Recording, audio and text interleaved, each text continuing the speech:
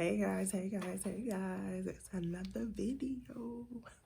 Okay, so today we're talking my Zuba collection. And why am I excited about that? Because every time somebody else makes one, I'm super excited. Alien collection, Zuba collection. Yeah, you pretty much got my attention. So I have 12 fragrances. 12 from Dua. And so I'm gonna try real quick to tell you about all of them. Okay, we're gonna get through this. We're just gonna keep them rolling. You know, I get into my story times, but it's 12. I don't have a lot of memory space. Let's get into it.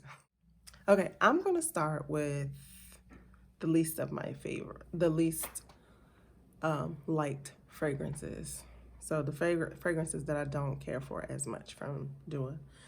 At one point it was half and half, and I was like, yo, we can't keep going down this road, Dua. Like, I don't have 50-50 chance type money, patience. But then out of 12, 9 of them, or 8 of them I like, one I'm on the fence about. But let's, again, get into it. So the one that I like the least, it's called Melior. This is a dupe for Parfums de Marly Melior. Don't know why I got it. I think because I was expecting to like it as a Parfums de Marly. I will tell you that Melior, I have a sample of Meliora. Spot on. Spot on. So if you know that you like Meliora, get this. I'm trying to go through these quickly. So the ones that I don't like, really, I'm not really into the notes.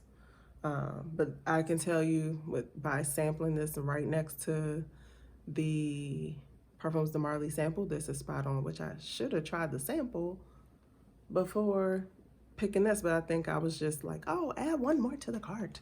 But I don't like the sample. Going back, I thought that it was not fair to just simply say I don't like it, but to actually give some idea as to why. I thought this fragrance had indolic jasmine in it, but it's actually ylang-ylang. And then I wondered if it was a dirty musk that's in it that gives it kind of a body odor / bad breath smell. It's some kind of musk in it that does not agree with my nose. Next is 44 Shades of Poseidon. 44 Shades of Poseidon is a hybrid of Le Labo's Vanilla and Creed Aventus. So people always talk about the pineapple and Creed Aventus. I said, you know, with the little masculine edge, it's not going to kill me. Plus, it's with Le Labo's Vanilla. I've never smelled Le Labo's Vanilla. I've never even smelled Creed Aventus. This, to me, leans a bit masculine. It's not. I think it would be nice for a man, like a nice summer scent, fruity. I just can't, I just don't want to, I can't get with it. Next is Caribbean Casino. Caribbean Casino is a hybrid of Creed Version Island Water and Baccarat Rouge 540.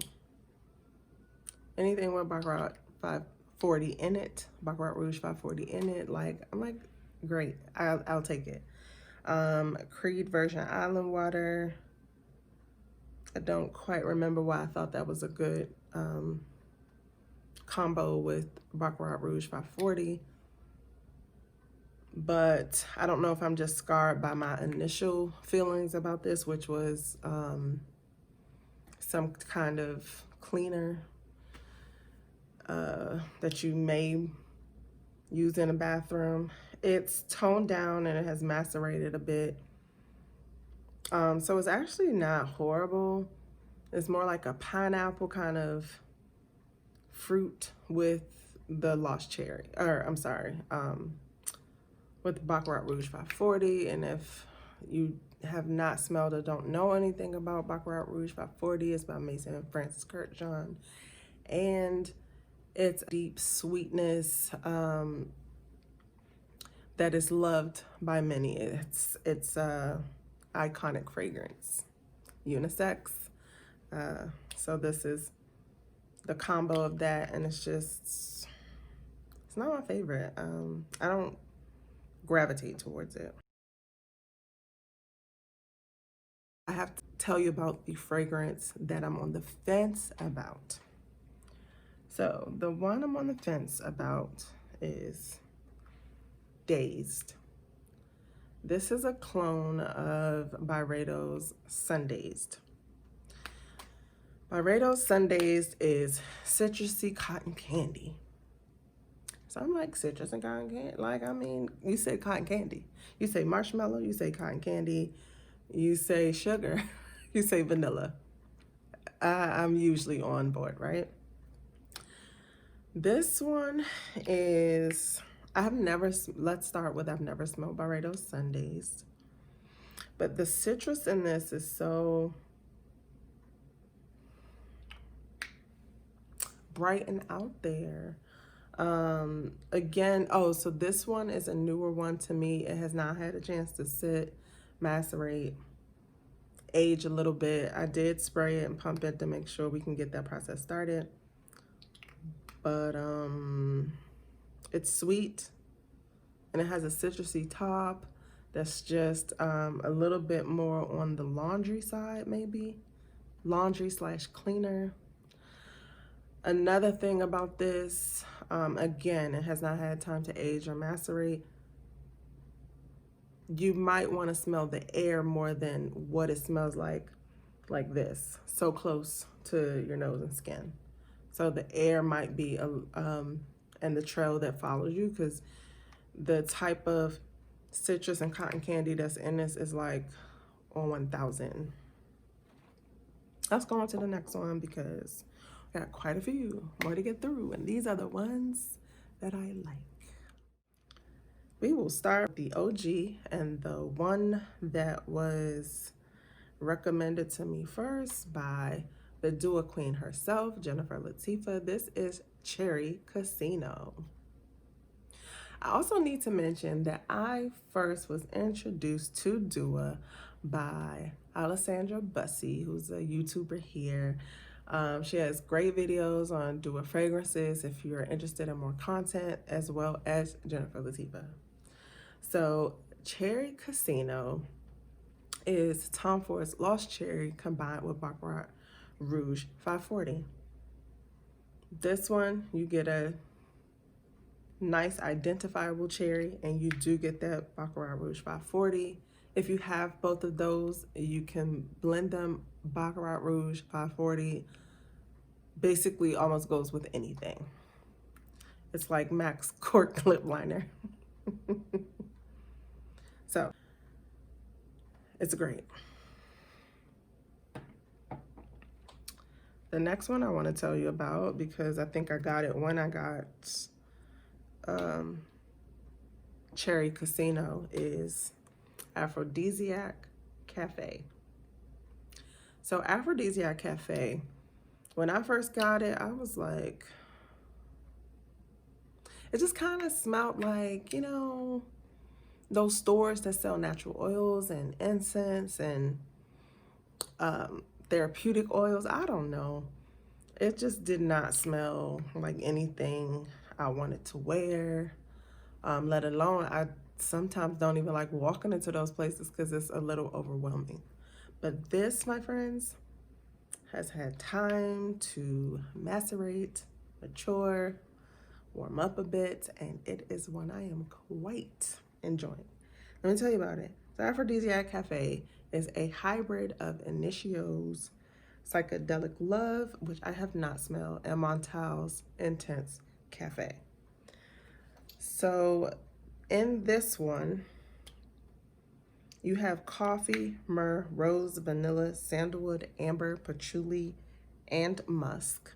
So to me, this, if you're familiar with Bond Number 9, New York Nights, this is very reminiscent of that to me. It's just toned. Okay, for me, I will tell you that I do have that one. I just think the ambergris in it is a little too rough for me. This one is a smoother kind of version of that. I don't know if everybody's fragrance is like that. I've never smelled the Bond Number 9 before I got it, so this definitely reminds me of it with some mocha syrup. So with your coffee in it. I am quite enjoying it. It's very warm. It's very yummy. It is so delicious, and I've worn this, and it's long lasting. I don't know if my nose has gotten used to do it, but it doesn't smell as beast as I used to think of these. So it's still good. It still projects and it lasts, but it's not as outrageous as I used to think these were. The next one I have is Dua's Drowning in Vanilla. This one is another one that is amazing. I wore this in the summer. This is what I didn't know about the power that Dua fragrances possess. I wore it in the summer. I went to the to the DMV, to the Department of Motor Vehicles. People were looking at me like, because I must have oversprayed. I didn't think I did, but I must have. And it just kept shooting off my skin and I could not control it. Like, I did not know what to do. It was the summertime, so I couldn't put like on a jacket or anything. But it was like shooting off my skin like it was after somebody trying to kill and choke. But I got a sample of Ani, which this is a dupe of. You guys, this is so spot on, like it's crazy. So what I will say, everybody loves Ani. I know. I just couldn't drop that coin. This is doable for me. But here's what I will tell you. Nishane's Ani is Toni Braxton. You familiar with the Braxtons? Ani is Toni Braxton. She's refined, she's classy, she's interesting, she's cute. She know how to give them some when she's on stage. Dua's Drowning in Vanilla. This is Tamar, okay? Tamar is loud. You can hear her when she's coming around the corner.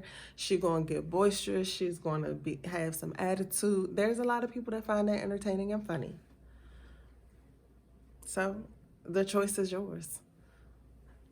I have Tamar. They both still sing very well. They both still have killer albums. It's just one is a little bit more reserved and refined, and one is quite loud. This thing is a beast. Now this is absolute beast mode. Next one, we got three more. Belgian Choco Truffle is Dua's, it's not a dupe of anything, it's just their chocolate fragrance. So it's Belgian chocolate, milk chocolate, and vanilla caramel. So what I find interesting, so this is like chocolate and vanilla, but what I find interesting is that I thought that there was sort of some citrusy kind of opening notes to this. But the more and more I keep sniffing off the cap, it's giving me chocolate and vanilla. Chocolate and vanilla. It's a no-brainer. Long lasting. Smells great. Glad I have it because there are so many things that I would like to layer with chocolate, especially in the fall. My favorite combination with Belgian Choco Truffle is Mancera's Roses Vanille. Beautiful and scrumptious. The next one is Pomme Trempée. I believe that's how you say it. I don't know. Pomme Trempée is Dua's version of Killian's apple brandy. Now, I've never smelled Killian's apple brandy, but considering that they duped to the highest degree the parfums de Marley, Tom Ford, and there's another one I have to tell you about, I just kind of don't doubt that this is exactly a dupe of apple brandy. Now this, my friends, I will tell you, it absolutely smells like Jack Daniel's apple. Like, it just smells like Jack Daniel's apple. Like if you were to pour it in a glass and smell it. The apple might be a bit brighter in this though. I don't know. But that's what it smells like. Desire 2. Desire 2 is Dua's version of Xerjoff's Cruz del Sur 2. Guys, this is an absolute dupe. And perhaps better. Why do I say this? Because earlier on in my journey, I got a discovery kit from Xerjoff, and when the most talked about one and the reason why I went ahead and got the discovery set is because of Cruz del Sur 2. When I got it, I was quite disappointed. I was like, this smells like light cinnamon water with a hint of sweetness. Like, it just did not do anything for me. Now, granted, I have learned that sometimes a little spray, depending on the strength of the fragrance, a little spray from a sample just does not give you the total feel. You need a bottle where you can, you know, kind of spray down so that you can be enveloped by the smell and wear it and experience it. But when I tell you that this smells just like it, but way better because it's stronger. Now, I will say, I don't even know if I'm as crazy about this scent, but the fact that it smells exactly like the sample that I have, but better, I'm so impressed with it that I love it, and I definitely like to wear it. However, it does have some cool notes to it that help me to enjoy it. And so you do have a ripe mango flesh, pineapple, apple blossom, tropical guava, dried fruits, musk, cedarwood.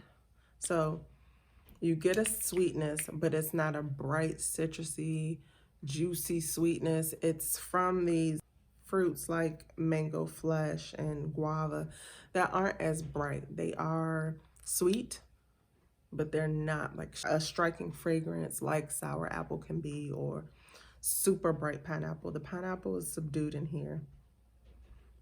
But on the strength that this is a complete dupe and it is a sweetness that's toned down, I love it. So this is Desire 2.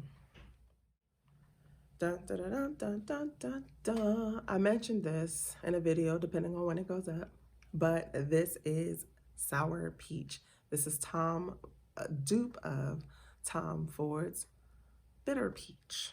Bitter Peach is a fragrance that's very unlike Tom Ford. However, it is a fragrance that I like, not at $350 or $400. I like it at Dua's price, and my scent memory tells me that this is absolutely spot on. After having gone to the store, smelled it a few times, put it on my skin, test strips, I think this is absolutely what it smells like and what I can remember. It's fruity, but then it has kind of a woodsy base. I do not know what a bitter peach smells like, tastes like. I don't. A sour peach, I just kind of have ideas of it being rancid and gross in my mouth and spitting it out, but I can't tell you. But this smells divine. My sister really liked it, which I thought was impressive. Out of the things she could have picked out of my room and sprayed on, she picked this one. And One major factor about this that I found interesting was they did not make it their typical beast mode fragrance. So it takes on the same kind of strength as Tom Ford's Bitter Peach. So this is a good one. Look at the dent. Look at the dent.